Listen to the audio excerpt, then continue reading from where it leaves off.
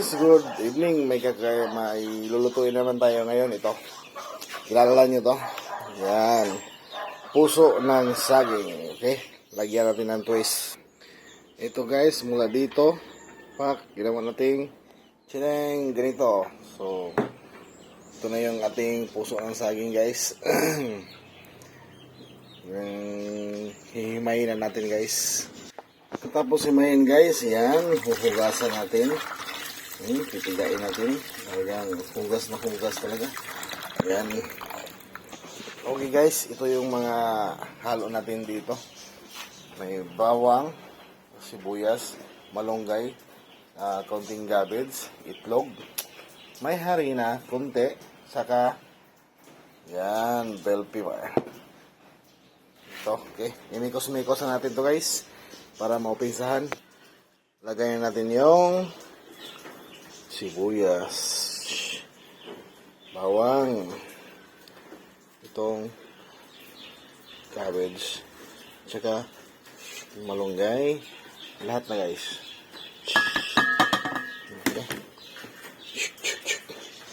Ayaw. Ganon na lang guys. Ito na guys. Ito na siya. Mikos-mikos na siya guys. Ready for cooking na siya guys. No? Ayan.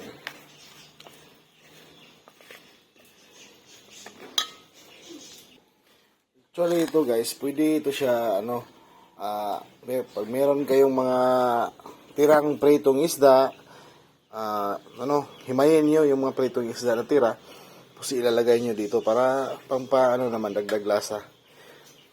Yun. Para kahit anong mga tira-tira na pwedeng ihalo dyan sa puso ng saging pwede. Basta himayin lang na maliliit. Ito guys, naisa lang ko na. Yan. Ito. Mas maganda kasi dito guys, yung sana yung mas pino pa talaga.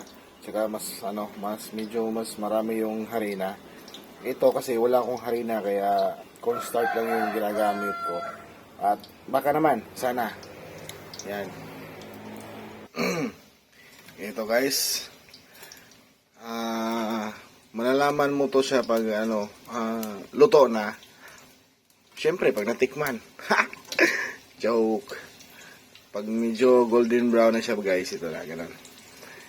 Ayan. Babalik ta rin na natin yan. Ito na.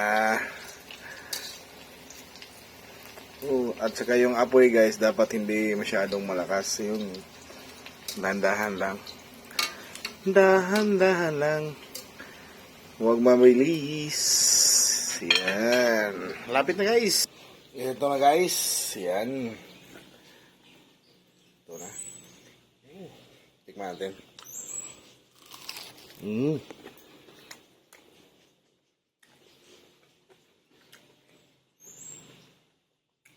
Yum.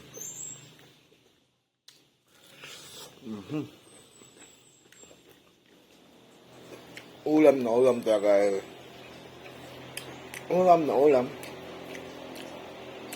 Tsaka gulay. Yan.